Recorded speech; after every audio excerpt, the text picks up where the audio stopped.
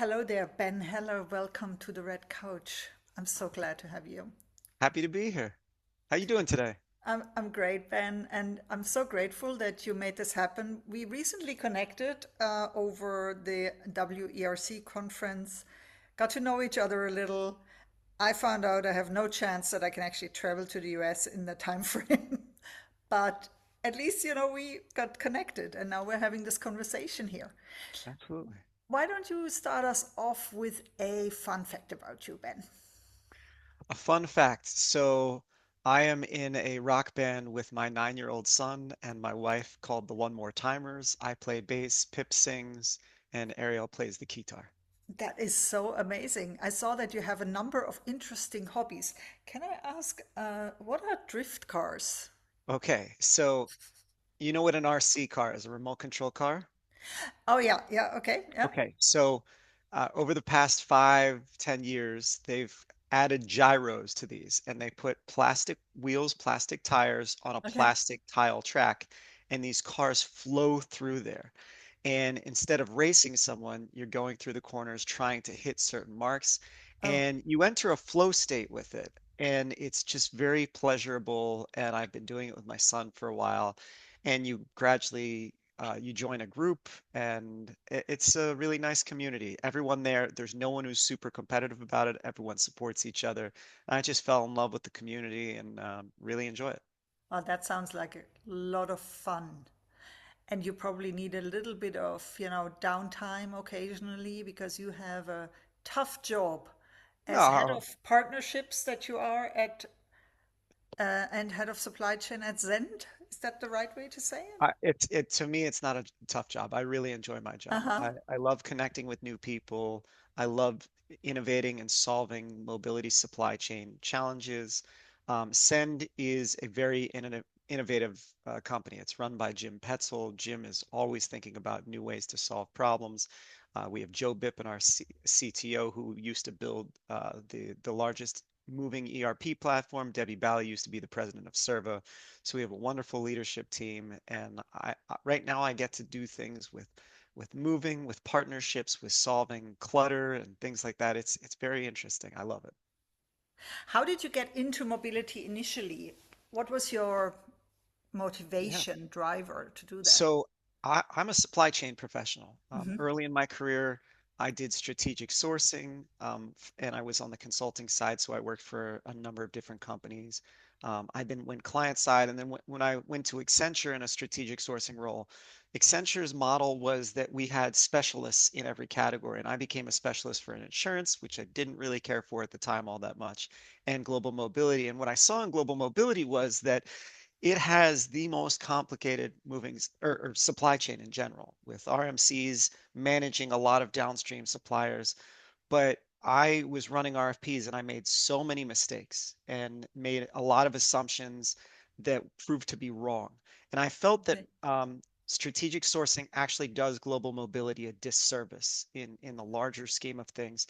And as I was making all these mistakes and learning things, and I was going to ERC, fell in love with the community, um, I was like, this is where I want to make my mark in my career. There's a lot of warm, loving, empathetic people. Those are my kind of people.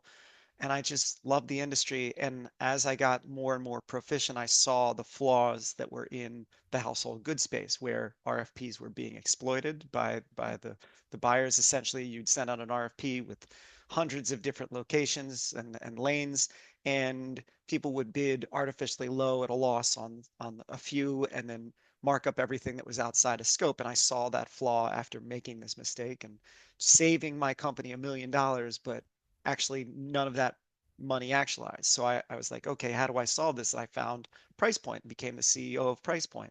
Hmm. And I just I loved solving that challenge. And then gradually, after COVID, our industry changed. More and more lump sums, more and more managed caps, core flex, um, variable policies. And so the challenge was no longer how do I solve for a company's needs? It's how do I solve for a company's needs while meeting the need of the transferee? Because ultimately they're buying the move. Hmm. And so I fell in love with trying to solve that, felt that Send was a better positioned company to do that, merged our Hmm. company with that. Um, and yeah, it's been a wonderful journey. can we break this down a little bit? Because not Yeah. everybody that is watching this is a global mobility expert. Okay. Well, when you said the RFPs were made in a way, that sort of damaged, I assume, the service quality. What did price point do then? How did you, and how did that trend of changing policies that you described after COVID That's from there's like let's say more provision service-based policies to lump sum policy? How did you get that into the pricing? I Can you explain that a bit more? Sure, there's three things there. So how do our RFPs exploited? And was the first sort of strand there. And I think that generally procurement is an influencer without authority. They are not experts in global mobility. Oh Global yeah. mobility is an extremely complex space. Uh-huh. You've got the relocation management company that's overseeing all of this. I'll bet you 70% of procurement experts that are sourcing this category don't understand how relocation management companies make money. Yeah. 70 to 80% of the money historically has been on home sale and the referral fees associated with that. I'll Yeah. bet you most of them don't understand that. And then when you look at temporary housing, well, it's typical for a procurement person to try and focus on price. Well, so, okay, for the New York market, we're not going to pay above $150. Well, they think that's going to change behavior, but all it does is the company says, all right, any apartment that's above $150 a night, I'm not going to show it to this client. They're not getting into the weeds of how you can create value in this space. And so I felt that the RFPs were being constructed really poorly, and that drove a lot of my energy and focus when I was at Accenture. And while I was there, I saw that there was a whole separate exploit happening in the household goods space where you I worked with 50 to 60 different clients, ran probably 30 RMC RFPs, and a lot of household goods were included in the broader relocation management company RFP process. And in that, you would have 50, 100, 200 different lanes. More often than not, it wasn't a lot. It was like 30 lanes. But and what I saw household good companies do, movers do, would be to bid artificially low on the scope that was in there. For this specific move from New York to Singapore for 5,600 pounds, what does that cost? Okay, well, that move will never happen again. Never. And so it doesn't matter what I can put $1 in there. It won't matter. And so you see people bidding with the lowest bids that have ever happened for that move. And I saw it. I saw a relocation management company bid something that was 30% lower than everyone else. I just wasn't educated enough at the time to know the game that was being played. And when I saw that game being played, that drove me to try to change the industry. Like we need to change our mindset on how we're bidding out household goods. It should be dynamic pricing. We should not be trying to lock in pricing for 3 years on an international shipment because at the time there was a lot of variability. But after COVID, freight rates went up 400% in a year. And so it like you're there's no way you're going to get that price. Um, eh, it just didn't make sense. So why not drive a process that brings transparency to origin pricing, destination pricing, freight pricing? Bring transparency into the supplemental and accessorial categories where you can see what the movers are charging for these services. And it's not just like bid low and then every move has a shuttle charge on it. That made me upset and passionate about it enough so that when I found a guy, Ryan Kynes, who's brilliant, he was my partner at PricePoint. When I saw what he was trying to solve, and I just felt like he was solving it from the moving side. I was trying to solve it from the mobility side, and we just joined forces and grew the company to 14 people and Yeah.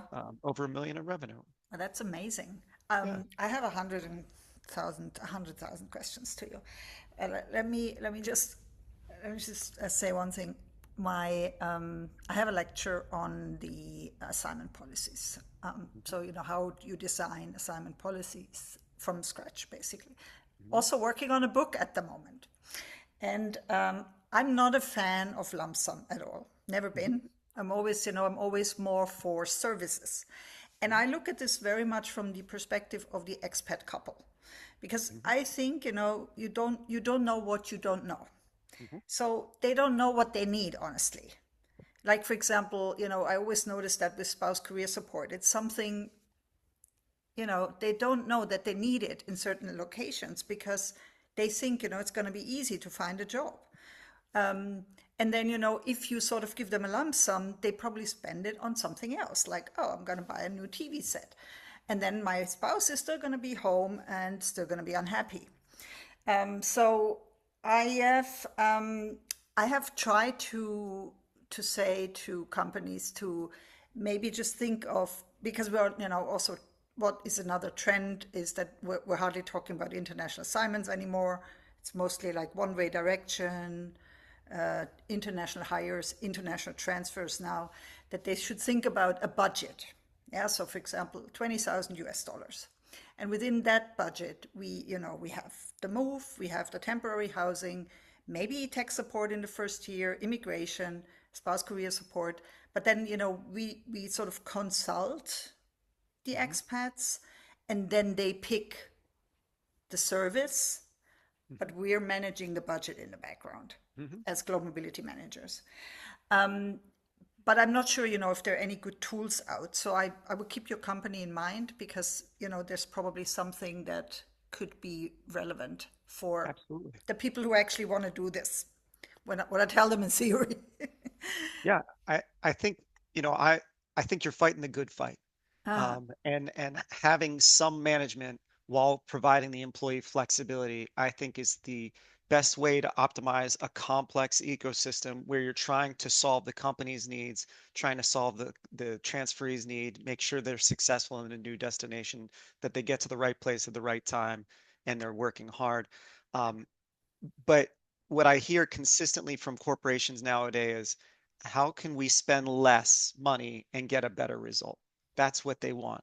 And I think it's easy to for them to just say, I'm going to give you 5,000, $10,000, because the it's hard to measure employee engagement and transferee success and the ROI of that assignment back into it. If we lived in a perfect world and all that data was able to get into a spreadsheet, I have no doubt that more and more companies would select the yeah, methodology that you're yeah. talking about. And I think the other thing that will sort of play into this, which I also wanted to ask you about, because you mentioned RMCs, but we also have probably seen the last, I would say, 10 years, that we're shifting to platforms that will eventually maybe not, make RMCs no longer needed, where you can sort of buy the services Mhm. directly. And one thing, at least for Switzerland, I think is becoming more and more normal, is that the expats buy services themselves. Mhm. So instead of, they're getting the lump sum, but then, they go and get the tech service, they go out and get the immigration support, etc. Because, Mhm. at the end of the day, they still need it. Sure. What do you think? How do you see, your work in that context of platforms? I completely agree with you. I think that every single day the RMCs are getting squeezed a little bit more and more by the platforms. Um, AI coming in, and there's potential a decade from now where counselors are reserved for helping people with real problems. Like, okay, when I have a situation, I can have someone who's really competent come in and solve those problems for me, as opposed to explaining policy and all that. But I think the RMCs are in the best position to disrupt themselves and solve this for the future. I genuinely do. Um, Platforms, we've seen a number of them come and go in our industry. That's, I think, largely because as a financial instrument, our industry isn't very good. We're not good for venture capital. We're not going to build billion-dollar companies here for the most part. Um, and so anything that's backed by venture capital, you know what their incentive is, and it doesn't really fit very well. But that hasn't prevented some technology companies from coming in and doing some really interesting things. But what I see right now is sort of that the technology is collaborating with the relocation management companies and vice versa. Relocation management companies see that they aren't great at building technology products. And so they're all working together and they solve different parts of it. And gradually, more and more, the tech will continue to eat more of what the relocation management company does. But I'm I used to think things would happen in 5 years it'll all be changed. Our industry is notoriously slow. Um, and so I don't make predictions on timeline. I just see what's happening and Yeah. want to be on the front end of that. And I think that where we've placed ourselves is to be really the conduit between the mobility ecosystem and the moving supply chain. Yeah, yeah. Well, I agree with you on the timelines. I also sometimes underestimated how long things will take. Like I would have thought, by now those platforms they have taken over. But I don't think it's true. It's No, not happening yet. I no. mean, there are tendencies, and as you say, sometimes there's a new one coming up, and then it goes down again, and yeah, it's a very interesting ecosystem. Yeah. But for example, we have taken a decision when I started my company to ask for the same price, whether the person comes as a private client or corporate client. And I think, that was a good decision for me because I feel like, we're doing the same thing, Yeah. we're providing the same service. So why should the price be different? Right. It And can't then, be if you're going to it's make sort money. of affordable for individuals and for companies. It's also a lot less expensive than what was, the general market rate here. Okay. My I'm sorry, Ben, I've totally digressed from We're what I having a told you what we conversation. would talk about, It's all but good. it is so interesting the things that you do, and I'm so glad we get to talk. Can you tell me a bit more about like I feel like you had a really I think we somehow have a bit of similar story. We were in consulting and then and in industry, and then we went into our own ventures and I think also, like thinking a lot about innovation and changing things and making things better. Would you advise a younger version of Ben Heller? Like if you were, if you looked at your 25-year-old self. Um, so I would advise, and a younger version of me or any friend, um, you want to be solving problems in an area where there's growth. Yeah. So I just recently talked to someone who was thinking about coming into the global mobility space, and I was like, I don't think that this is the area where things are going to 10x over the next 10 years. Or I think that our industry is a mature industry and in slight contraction every year. There's going to be slightly less and less. Like globalization is not a company strategy right now. If anything, it's deglobalization, which will Mm, have some increases in mobility in the short term, but not in the long term. But I would try to find a spot where there is a unique new problem that you're positioned to solve, that it's something you're passionate about and interested in, and try to go in into a role where you learn as much as possible. I think consulting roles, I mean, you were in one, I was in one. You just get so many chances to bat for different companies, and you can learn so much in that time period. But I wouldn't want to go work at a big four these days because they're they're they're encumbered with these legacy big systems. It takes a long time to change. mm, They're not going to be positioned for the agility that's required going forward. So if you can find yourself a niche consulting company in the space that you want to be, I think that would be wonderful. mm. And can you talk a bit about the Ignite sessions that you're organizing? Because I think that's a really cool idea. Thanks. I have given two Ignite presentations and I've managed five. This is my sixth. I love the format. It is highly entertaining as an audience member. Um, it's rewarding for the presenter. So high level, it is a 5 minute presentation. It Uh-huh. is not more than that. It stops at 5 minutes. So it's 5 minutes, 20 slides. The slides automatically progress every 15 seconds.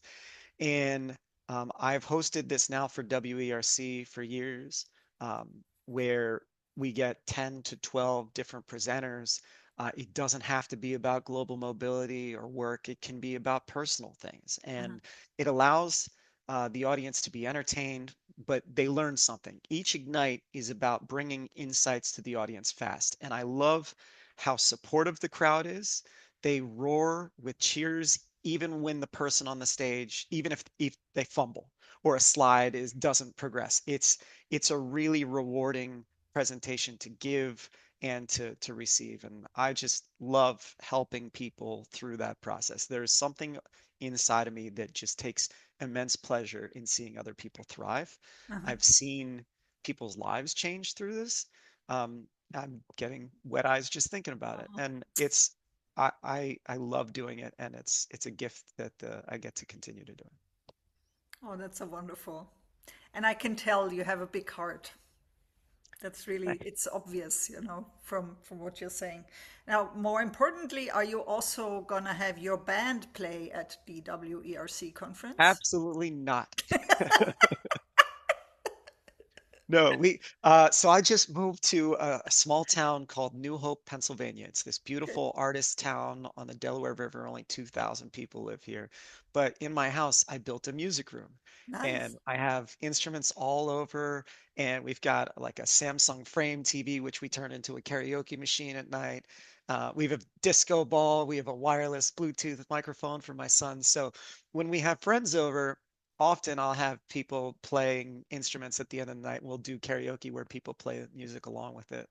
That's about as far as a band thing that I want to take this, but maybe we'll play curbside somewhere in Lambertville someday. fantastic. Oh, it sounds so great. It sounds so great. You'll probably love my whole rock stars analogies that I have. One of my program is called the Global Rock Stars, and Yeah. we're using the image of putting the band together Yeah. for how you build a global team, and you probably like that. Do you are you involved in any like educational programs at WERC or in general for global mobility professionals? I have not been. I find that I personally learn best one-on-one. Mm-hmm. And where I can learn the most is going to WERC. I don't know if you're familiar with Bay Area Mobility Management, BAM, New Jersey Relocation Council. I mean, these are all things that I go to in the United States. And Mm-hmm. generally, as the session is on, and I feel bad saying this, where I learn the most is outside the session, where I'm talking with other leaders in the industry about Mm-hmm. what we're seeing, what the Mm-hmm. problems are, talking with a mobility manager about what they're going through, because they can't say this exactly what they're doing on stage for confidentiality reasons. Yeah. But in a one-on-one conversation, more often than not, people are a little more open. Yeah. And so I find I learn best through that. I'm also an auditory learner, so I listen to a lot of podcasts. Um, but I have not signed up for any schooling uh, since my MBA program.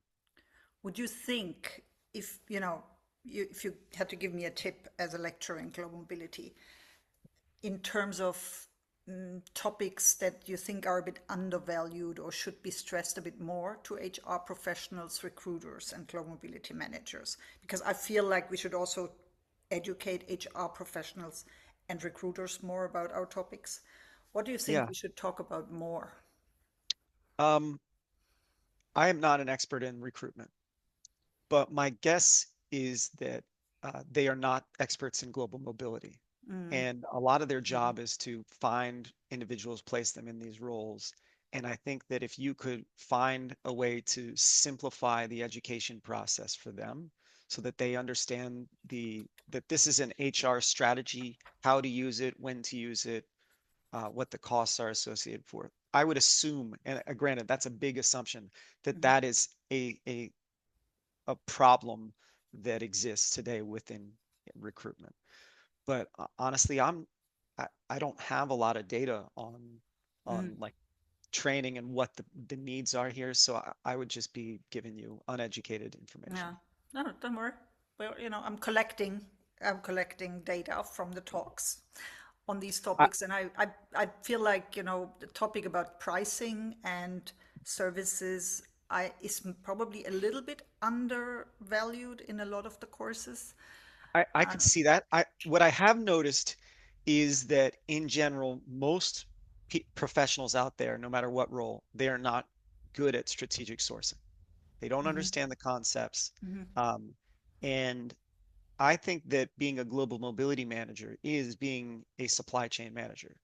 More often than not, your team has gone from 15 people to three. You are reliant on suppliers to solve your company's mobility HR strategy. Mm. And if you are not a good supply chain manager, you're going to have the best friends. They're going to love you. They're going to be so nice to you. They're going to take you on workshops that are really vacations, and you're going to have a great time. But are you really doing a service for your company? I think part of being a great mobility manager these days is understanding how to work the procurement and strategic sourcing process, how to manage that supply chain to drive performance. Yeah. And I think people probably need to learn more about data-driven metrics in this space. Yeah. So I guess I said that I was uneducated in this space and that I didn't have much, but apparently I have pretty strong opinion about that. And I think you're right. And one of the things is also that because of the complexity of dealing with so many different suppliers, and people that are all not in a line of authority with you, Mhm.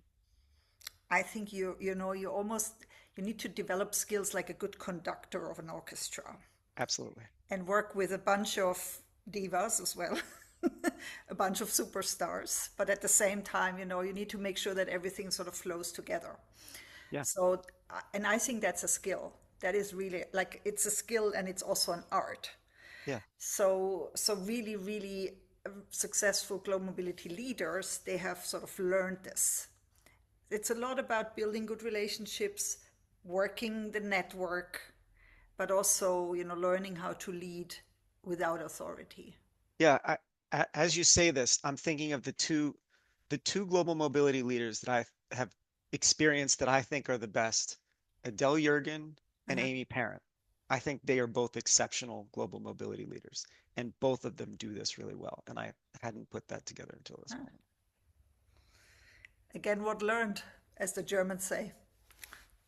I know it's not really English. It's we're translating this from German, and it's somehow funny when we translate it like this. How do you say it in German? Wieder was gelernt. I'll ask my wife later. My wife Yeah, is quickly she's registering for a German citizenship right now. yeah, sehr gut, sehr gut. Then you can come over just in case. Deutsch ist toll. So we have the WERC conference in Salt Lake City coming up. Yes, You will be there. If anyone has any questions about it, can they contact you on LinkedIn? of course. Are Yeah, you I open love to networking conversations oh offline, that online? that's both. Yeah, I love going there. Being at WARC is always chaos. But I tend not to schedule a lot of meetings in advance so that when I see someone, it can organically develop into something. Uh-huh. So if you see me, pull me aside, say hi. But I'm there for 2 days. I come in on Tuesday morning and I'm gone Thursday night. So there's not a lot of time. So if I don't catch you there, reach out to me on LinkedIn, Yeah, and say hello, and I would be happy to spend a half hour just to get to know you. fantastic. And I obviously love it if people then tell you that they found you through the Red Couch Talk, Sure. because that shows that this has some value to people. And also, we will link in the show notes to your LinkedIn profile and the conference in Terrific. Salt Lake City. And it was fantastic to talk to you, Ben. All the Angie, best for the real Ignite pleasure. sessions and your band. Thank Send you me very some much. videos when you go online. One more timers are going international. I would love to see that, if you have something ready to be shown to the world. Thanks. I'll, Have a I'll work great day. on It it. was great talking to you. You too. Bye Cheers. bye. Bye bye.